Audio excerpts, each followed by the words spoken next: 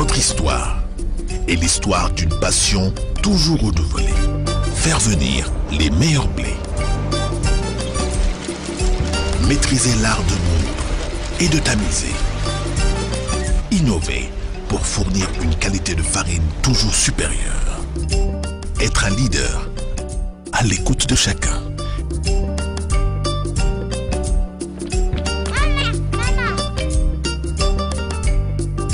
Une demande toujours plus grande à travers tout le Sénégal. Les Grands Moulins de Dakar. La marque de confiance depuis plus de 50 ans.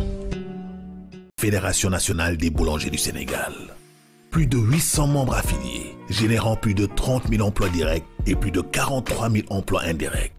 Nos objectifs, unir les membres animés d'un même idéal et créer entre eux des liens d'entente et de solidarité. Instaurer un cadre commun de concertation, de réflexion et d'action pour une meilleure exploitation de leurs moyens. Redonner une image valorisante du métier de la boulangerie. Promouvoir le consommé local à travers les pains à base de céréales locales. Tous unis pour un seul combat, un seul espoir, être au service des populations pour une nourriture saine et de qualité.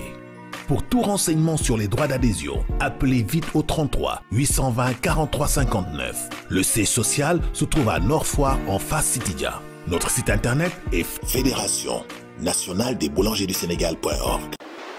ci ferñeent pepp yi gën a baax ba ci farine taamu nañu Saf Instant.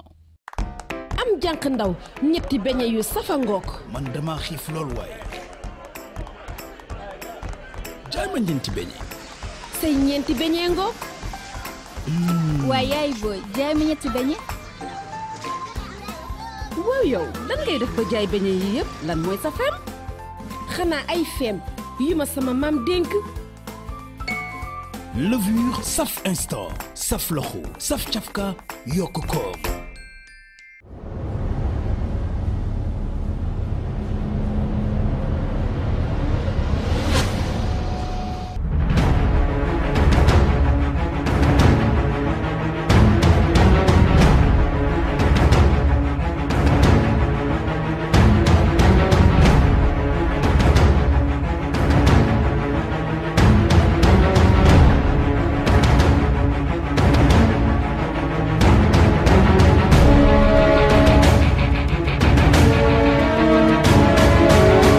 Bonjour chers téléspectateurs, c'est un réel plaisir de vous revoir sur la Sen TV. Bienvenue dans cette deuxième édition du concours du meilleur boulanger du Sénégal. Alors après une longue année d'absence comme on a eu à le faire l'année dernière, donc cette fois-ci le concours est de retour pour que ñu ràññee Sénégal kan mooy meilleur boulanger kan moo fi gën a mën a defar mburu. Alors tey ñu nekk fi nga xamante ne nii moom mooy les locaux des Grands Moulins de Dakar. Grands Moulins de Dakar xam ngeen ko yàgg nañoo gunge boulanger yi. Comme d'habitude, c'est notre sponsor leader. Donc tey ñu fas yéene accueillir 30 candidats yoo xamante ne nii ci région de Dakar la ñu ñëw jógee pour ñëw def li nga xamante ne nii moom mooy le casting. Donc ci 30 candidats yi noonu nag je retiens que ne malheureusement 6 candidats la ñuy mën a maintenir pour préparer qualifier li nga xamante ne nii moom mooy demi-finale yi. Alors dans ce sommaire on aura tout à l'heure le discours de bienvenue évidemment de monsieur Franck Bavard, directeur général adjoint des Grands Moulins de Dakar, mais également du président de la FNBS monsieur Amadou Gaye, qui aujourd'hui s'est mis dans la peau de l'autre comme on dit. Il est à la fois membre du jury et également président de la FNBS. Je rappelle que ce concours est organisé évidemment par la Fédération des boulangers du Sénégal. Alors après cela, nous allons démarrer le casting proprement dit. Ensuite, on aura votre conseil du jour aujourd'hui qui sera présenté par un candidat, même pas un candidat, mais le gagnant du concours du meilleur boulanger de l'année dernière. Vous vous souvenez de lui, j'espère, Abdoulaye Ly. Donc, il sera là pour nous présenter le conseil du jour sur le façonnage, les pratiques du façonnage. Alors, par la suite, on va terminer avec l'annonce des résultats pour vous communiquer les 6 qualifiés pour les demi-finales. Merci, à bientôt.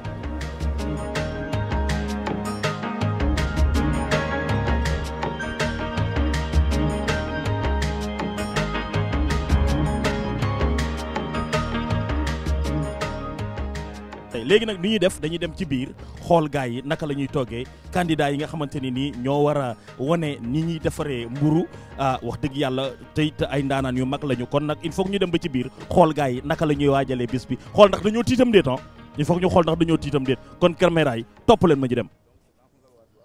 salaamaaleykum directeur mais président yaa ngi ci concours bi de te dafa mel ni sa yaram dafa tàng de ah noo ko waajale caméra yaa ngi de noo ko waajale sama patron lay waxal noo ko waajale non waajal bu métti tey ñu ngi fi tey xoolal Grand Moulin tey position bi ñu def nii waaw kon na garaaw de kii kay waxuma la garaaw waa sama waa ji jigéen la ngoog jigéen noo gisee mbir mi ñu ngi sentir ne que ñu ngi dugg ci ambiance su concours bi ni mu tàmbalee moom neex na trop macha allah.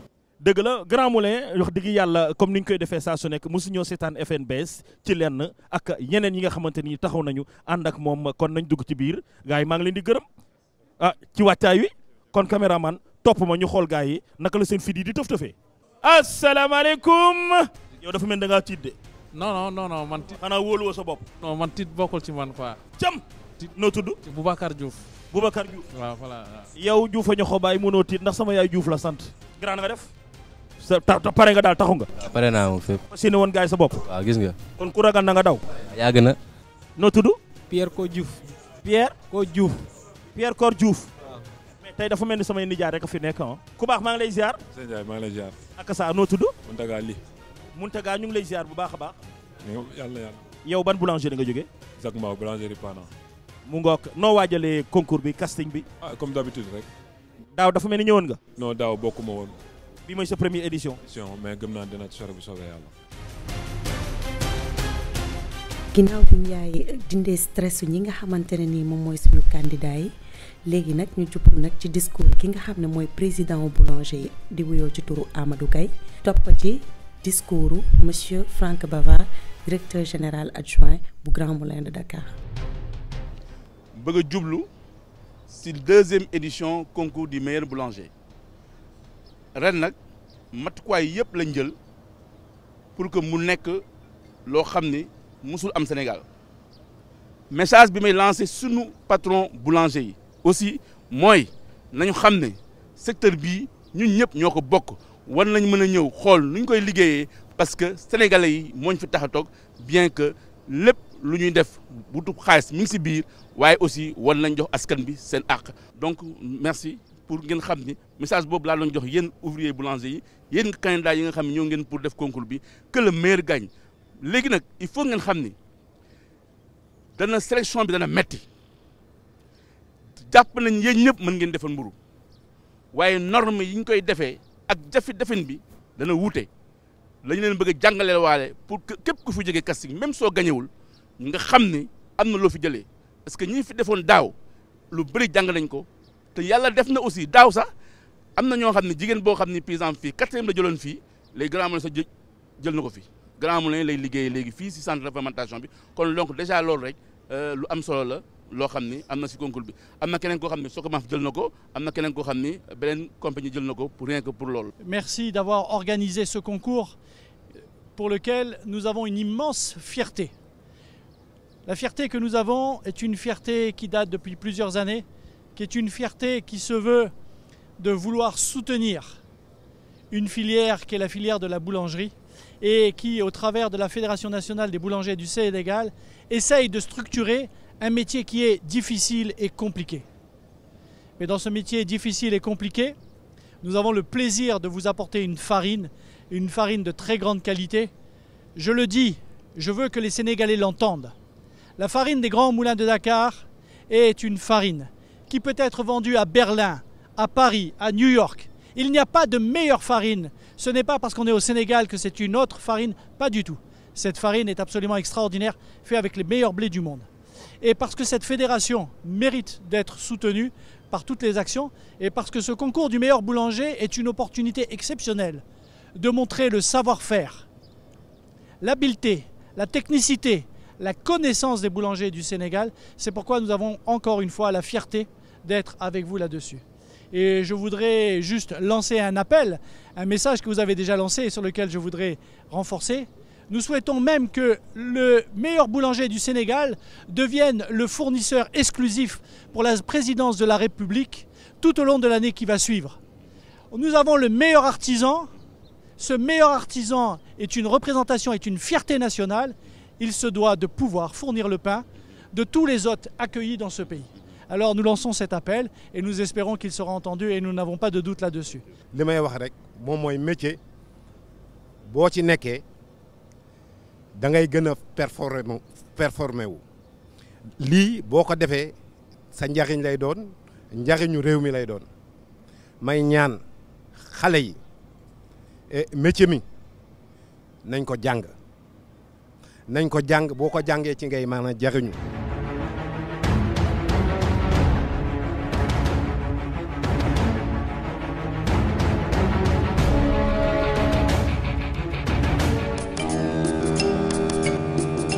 Notre histoire est l'histoire d'une passion toujours renouvelée.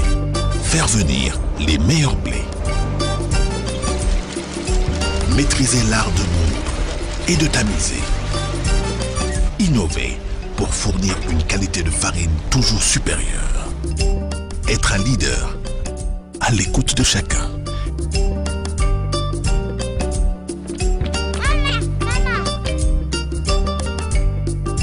Une demande toujours plus grande à travers tout le Sénégal. Les grands moulins de Dakar. La marque de confiance depuis plus de 50 ans.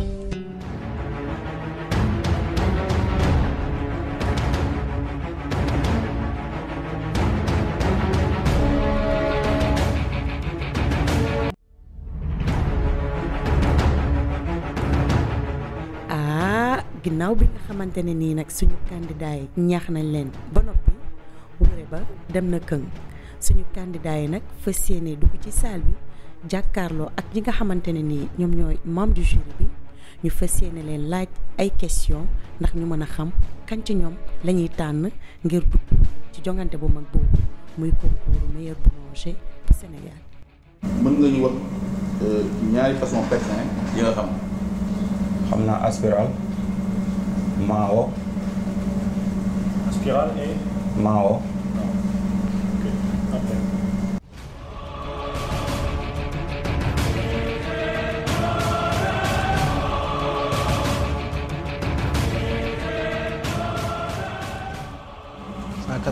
grammes. waaw pour nga am 190 grammes ban poids ngay pesé. 240.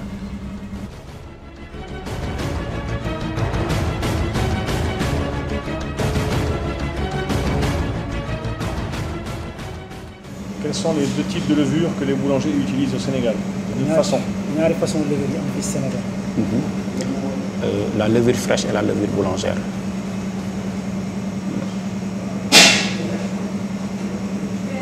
su fekkee type de ñaari façon levure yi am Sénégal. deux façons levure yi fi am. La levure chimique, la levure boulangère.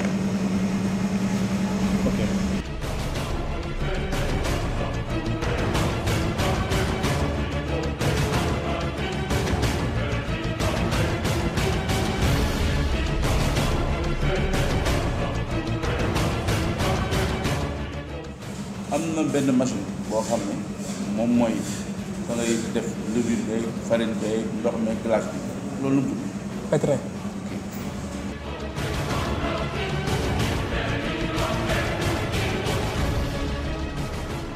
ñaata façon four moo am Sénégal loolu marque four la. Four rotatif. Rotatif. Ouais. Ok, ça c'est bien. Deuxième. Bombar. Non, ça c'est une marque. Rotatif. Rotatif. Solfix. Ouais. Troisième.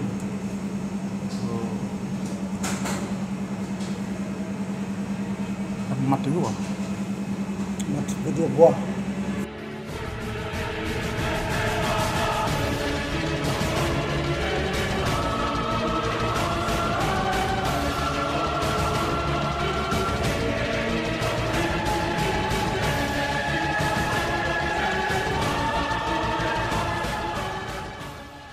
waaw dama tàng moom instant yi dama xawoon a tàng tuuti gars yi ma xawoon a tàggal ci biir. waaw laaj nañ ñu bon nombre de sacs de farine bon ñaata kilo de pain moo ciy génn bon ñu répondre ñu tontu leen ci. waaw question yooyu moo ma xawoon a tàngal parce que depuis ba ma dalee liggéey boulanger ba léegi nii bon c'est la première fois franchement. Voilà. Bon, sensation bi ngay am mooy voilà da ngay xam ni tu as beau faire des recherches mais attends voilà le jury c'est le top niveau, n'est-ce pas? Donc voilà, on amène quelque chose mais après on se voit sur des questions terre à terre yoo xam ne dañ la koy poser boo deful nank da ngay jum. C'est vrai que daaw bokkuma mais je vous ai suivi quand même sur YouTube et j'ai vu que daaw casting bi amul woon pratique. Donc cette année su ma gisee casting bi am pratique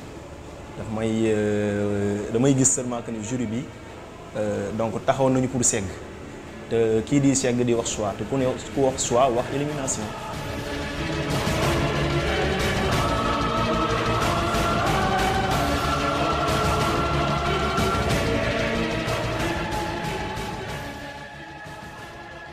non changé na ndax bii moom dañu àndaale niveau non instant moom dama gën a yokku quoi.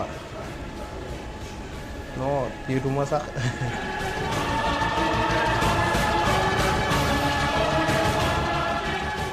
en fait concours yi day permettre ñu gën a liggéeyaat à la base et tout xam nga moo tax c'est intéressant pat waaw mën nañ ko réfléchir ça dépend mën nañ indi goût ci façonnage waaw mën nañ indi longer pat bu rafet bu posé et tout loolu yëpp mën nañ ko indi mën nañ ko def ci façonnage.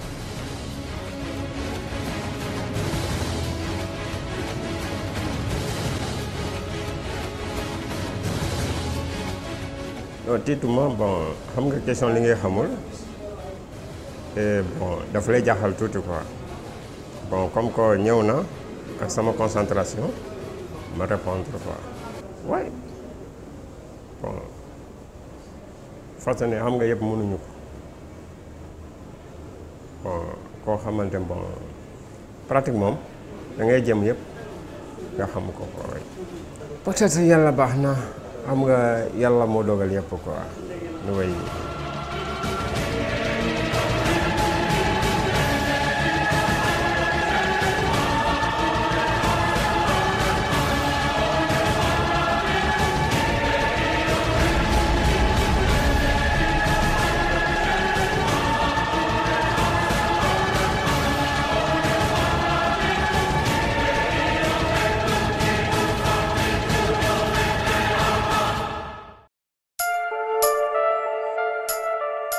voilà gannaaw bi ñu paree li nga xamante ne nii moom mooy casting bi léegi nag c'est le moment pour ñu jublu ci annonce des résultats dina neex ci ñi métti ci ñee mais faaw ñu tànn ñan ñoo nar a bokk ci joŋante bi.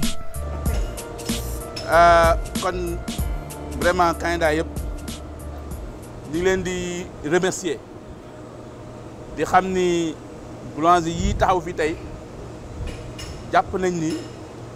gëm ngeen seen métier lii nag métti na ndaxte compétition lañ nekkoon ñun xool nañ ni ñu ni bii paa ren moom niveau bi dafa bëri dafa gën a dëgër gis nañ ni xale yu xale ñoo fi nekk parce que question yi daanaka ñëpp xaw nañ ko trouver ay yenn erreur ñooy am si ñenn ñi mais teewul ñëpp méritant donc naaj bi métti na te xool ngeen usine baa ngi liggéey ak bureau bi. mais moo tax duñu yàgg ci mbir mi pour wax leen vraiment ñan ñoo juróom-ñaar yi nga xam ne 7 personnes yoo xam ne ñooñu dañoo qualifié d'office danañ si tegaat yeneen ñett ñoo xam ne dañ leen def réserve pour que nga xam ne après bu ñu demee ci région yi ba ñëw dañ leen di xool ñoom lu ñuy bokkaatee ci compétition bi loolu la ñuy def daal donc danaa wax 7 yoo xam ne ñii ñoom dañuy qualifié d'office am na ñett ñoo xam ne ñoom dañ leen ci yokk rek pour après dañu leen wax ñoom naka la ñuy def ba mën a bokkaat ci concours bi n'est-ce pas kon nag li may mën a njëkk a wax mooy ki ñu jàpp ni moo ëpp point fii ci concours bi tey ñu ngi koy wax Lamine Baldé. Lamine Baldé. Bravo. deuxième bi. Deuxième, Samba Sec. Ils peuvent se mettre devant, viens devant. Mettez-vous là, mettez-vous là. ñetteelu candidat bi nga xam ni moom dana mën a bokk ci deuxième concours du meilleur boulanger Sénégal moom la ñu tuddee Souleymane Fall.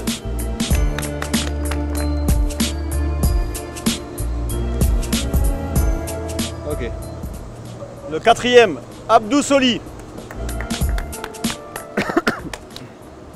Cinquième candidat ba nga xam ni jàll na aussi ñu ngi koy woowee Salou Dieng.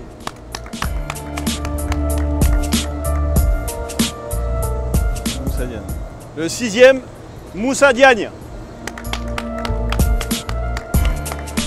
Septième candidat bi nga xam ni faaw mu qualifié ñu ngi koy wax Bati Diop.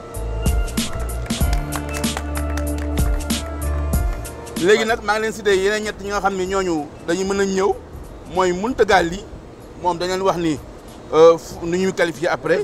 réserve la ak Pape Amadou kon Mountaga Ly ak ku ñuy wax Pape Diallo ak ku ñuy wax Bamba Diop ak Cheikhou Dieye. ñeen ñi réserve kii la merci encore. donc ñu ngi remercier. Merci.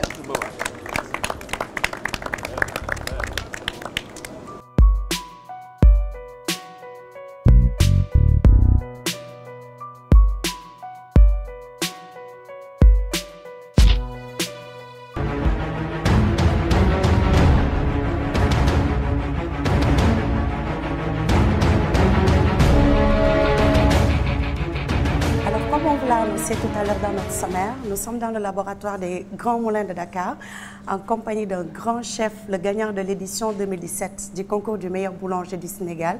Abdoulaye Ly, bonjour. Bonjour Mami. Alors c'est un réel plaisir de vous revoir sur le plateau de la Sen TV pour notre conseil du jour qui va porter sur le façonnage. Lan nga ñu mën a jàngal ci nu ñuy façonner pain. Waaw. Salaamaaleykum mbokk yi ñu ngi leen di nuyu kenn ku ci nekk. Bon pour façonner nag il faut balaa ngaa façonner nga am sa pâte. Déjà on a notre pâte kon dañuy peser benn poids bu 250 grammes suñ ko peser ba pare après ñu wax leen nan la ñuy def étapes yi pour mën a façonner. Alors donc première étape, le pesage. Le pesage. Allez.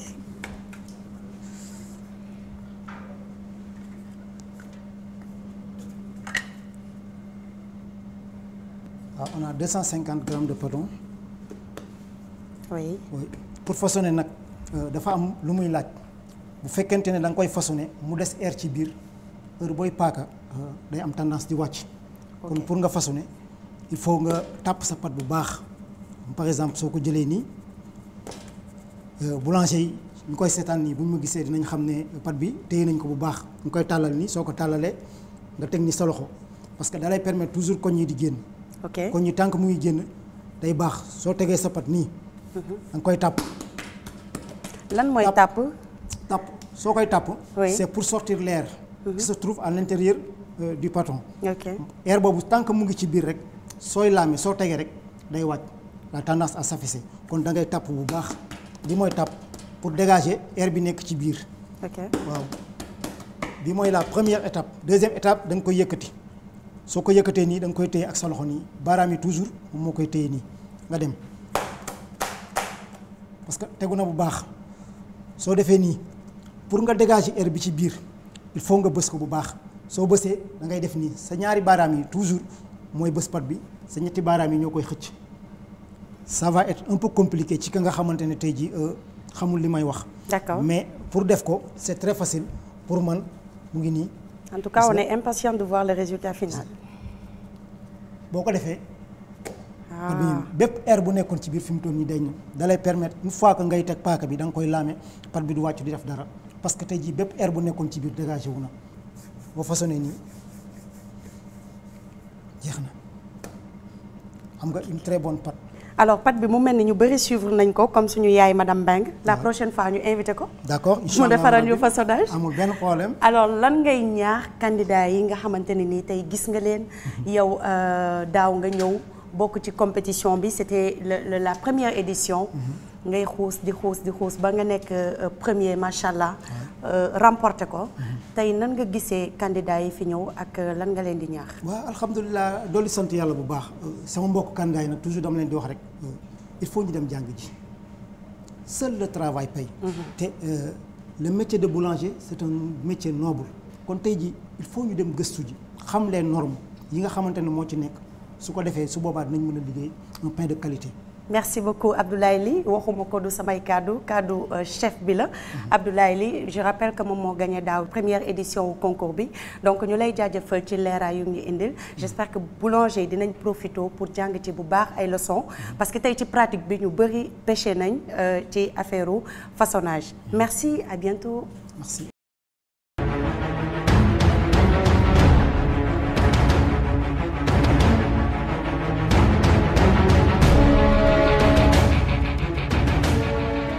Bonjour à tous, bienvenue au sein du centre de formation des Grands Moulins de Dakar pour le premier casting de la deuxième édition du concours du meilleur boulanger du Sénégal. Donc aujourd'hui nous avons auditionné 22 candidats et nous en avons retenu 7 qui sont qualifiés d'office pour les demi-finales. Ce casting va se continuer dans les différentes régions du pays pour sortir d'autres candidats qui vont venir compléter la liste. On a eu aujourd'hui un niveau assez homogène. Contrairement à l'année précédente, nous avons un peu modifié le casting dans le sens où on a mis des questions théoriques et également un petit côté pratique pour voir si les candidats savaient travailler une pâte à pain. Donc c'est sur ces deux critères-là qu'on les a notés, la partie théorie et la partie pratique. Voilà, et donc on vous donne rendez-vous prochainement dans les autres régions. Merci à vous, chers téléspectateurs, de nous avoir suivis. C'est la fin de cette émission. Merci à nos sponsors, plus particulièrement les Grands Moulins de Dakar, que nous remercions vivement, son directeur, M. Franck Bavard, également Abdoulaye Djigel. Merci aux membres du jury Lionel Villepomtou et à tous les candidats qui ont participé à cet événement. Alors, très prochainement, on vous donne rendez-vous, bien sûr, ce sera à Louga. Donc, candidat ou Louga yi, boulanger ou Louga yi, xaar leen ñu ngi ñëw beneen numéro bi yéen a ko moom. Merci, bye bye, à bientôt.